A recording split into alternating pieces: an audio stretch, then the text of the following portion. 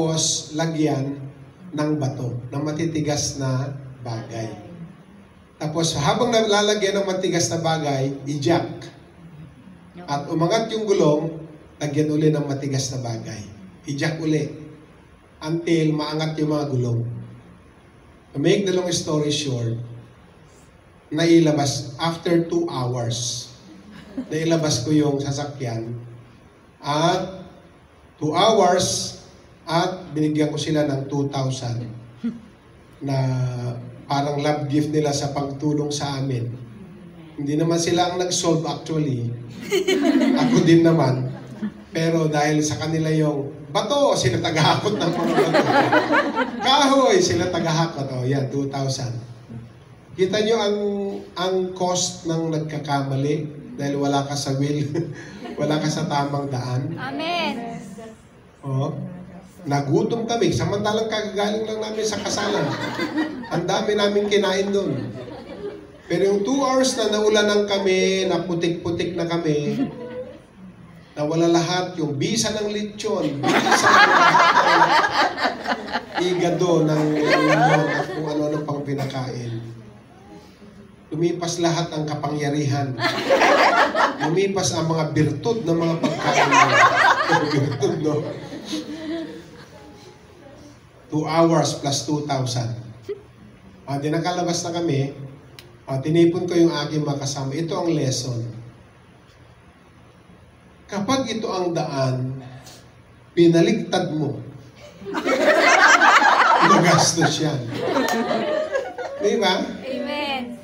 Kaya wag mong kukunin yung will ni Lord para baliktarin mo. Yes. Amen. Kasi the moment baliktarin mo, dead end. Amen. The moment umatras ka, hulog ang gulong mo. Yes. 2 oras at 2,000. At nahulog ang gulong. Pati cellphone. Ganun po yun. Naintindihan niyo ba yung metaphor na yon? Amen. Kaya huwag natin talagang pakialaman, Lord, mas magaling yung sa tingin ko. Ako ang humawak sa kalooban mo. Hindi.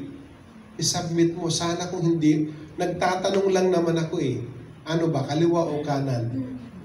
Kinuha mo kasi eh. Pagdampot ng cellphone ko na naka-waste, nabaliktad. At sabi niya, ayon dito po, kaliwa tayo. Okay, kaliwa. Pero wala na akong makitang daan. Dahil farm pala yon. Tama-tama, kaya napagastos ako doon. Yung mga binulabog kong mga kalalakihan doon, may birthday yung isang may-ari ng bahay. So tigil ang kasiyahan nila, inuman, nagluluto silang pulutan nila, tumigil sila para tulungan kami. Ang problema, nung nalutas na ang problema, hindi naman sila humihingi, siyempre. Pero, sir, tuloy na kayo sa bahay. Inuman tayo, hindi pwede yan. Alam mo naman, bishop ako, mga pastor kami. Uwi na kami. Pero siyempre, sa tulong nilang ginawa, di ba? So, hindi ito pambili ng alak, hindi. Love gift ito ng mga nagbuhat ng mga bato. Hindi nila na-expect. Laki naman ito, sir. Hindi, okay na yan. Niisip ko naman, kaya matulog kami rito, dahil ayaw na kaming tulungan. Di ba? Niisip ko, saan kami tutulog? Malilit lang yung mga bahay doon. Ganun po yun. Kaya magbabalik ta rin ang Google Map. Nasa pang-apat tayo. Perseverance and endurance in God's will. Perseverance and endurance in God's will. Pagtitiyaga at pagtitiis sa kalooban ng Diyos. Ang sabi po ng Galatians 6:9, and let us not grow weary of doing good.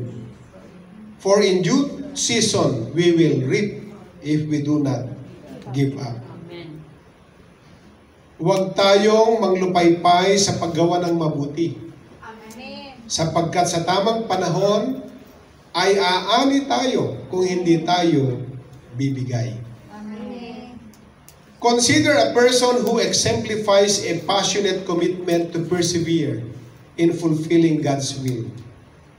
Even in the face of challenges, setbacks, and opposition, they trust in God's faithfulness and continue to press forward. Amen. Isipin ang isang taong nagpapakita ng matinding pagsisikap na magpatuloy sa pagsunod sa kalooban ng Diyos kahit sa harap ng maraming hamon, hindi po hamon, challenge, Amen. kabiguan at paglaban. Tinitiwala nila sa katapatan ng Diyos at patuloy na nagpupursigi. Amen. Amen. Alam niyo ang paggawa ng pagsunod sa kalooban ng Diyos? I am not saying na madali. Mahirap. May mga setbacks dyan. Pero wag kang sumuko. Amen. Because your setback is your setup for a breakthrough. Amen. Ang lahat ng setback, minsan ginagamit ni Lord na setup para makaranas ka ng isang breakthrough sa buhay. Amen. Hindi lahat ng setback ay para parusahan ka. Minsan ang mga setback na yan ay set up ng Diyos para i-prepare ang stage para sa iyo. Amen. Amen. Naging madali ba ang lahat sa atin? Hindi. Hindi. Kailan natin appreciate ang buhay? Kapag ka na-realize mo na yung mga hirap mo sa nakaraan ay nagbubunga na ngayon. Amen. Yung nag-aani ka na ng resulta ng lahat ng pagsisikap mo. Amen. Hindi madaling magpatayo ng bahay. Pero iba ang pakiramdam mo. Pag yung bahay, gaano mang kaliit o kalaki, ay magsimula ka ng manirahan doon. Amen.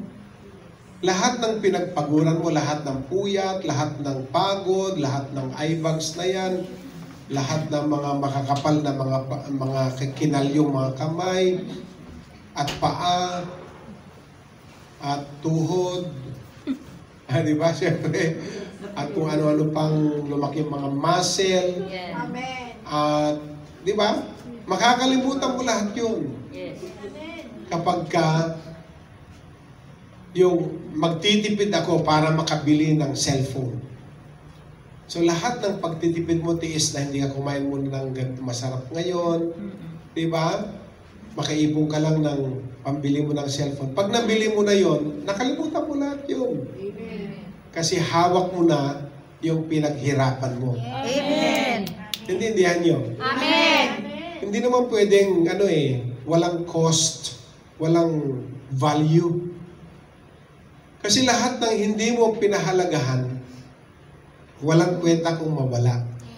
Totoo ba yun? Amen. Pag hindi mahalaga sa iyo, kahit mawala, wala lang sa iyo. Bakit? In the first place, hindi siya mahalaga sa iyo. Amen. Pero pag ang nawala yung mahalaga sa iyo, anong sabi? Ikamamatay ko, pastor. Kung mawawala siya. Diba? Oo, ilan na yung mga ganyang nagsabi. Di ba pag nawala nga, kailan mo nalalaman na mahalaga pala isang tao pag wala na siya? Amen. Kailan mo nalalaman na mahalaga yung trabaho? Kapag wala ka ng trabaho. Amen. Sana nagtiis na lang ako.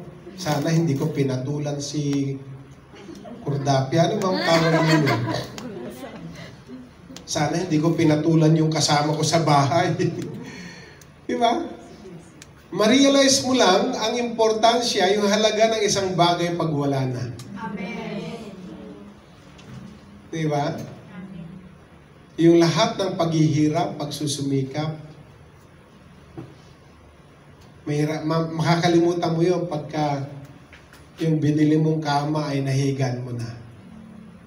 Kapag ka nakikita mo na meron ng success yung lahat ng pagpapagal mo. Amen. Kapag umuwi ka na para kasama mong magmarcha kasi gagraduate na yung pinaaral mo. Di ba? Isang nga sa akin nagpaalam tayo, kailangan ko umuwi. Graduate na yung pinapaaral ko. Kinder 1. Pero mo Kinder 1. Kailangan umuwi. Ano pa kaya pag grade 12 ang tinapos niyan? Diyak pala ko nagawin. Siguro kahit terminating ka na, uwi ka kasi grade 12 na yan, pastor. Ano pa kaya kung college ang graduate niyan? Ano pa kaya kung mag-oath taking na yan? Kung sa kinder 1 pa lang, umuwi ka.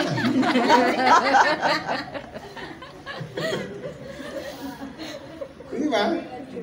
Akala mo, laki nung kanyang na-accomplish eh. Uwi ako, pastor. Bakit? Para tignan ko yung binili naming kalabaw. Biro mo yan? Alam mo yung pamasahe mo, bili ka pa ng isang kalabaw. Kasi yung isang kalabaw na titignan mo, kasing halaga ng pamasahe mo. Amen. O, bili ka pa uli ng isang kalabaw. Eh di dalawa na yun. Oo. Di lalo mong gustong tignan. Bili ka uli. Alam niyo sabihin nun? Mahalaga kasi. Eh yung mga wala, yung mga suntok sa buwan lang, mga easy go lucky lang, bahala na kung anong mangyari, wala silang ma-appreciate.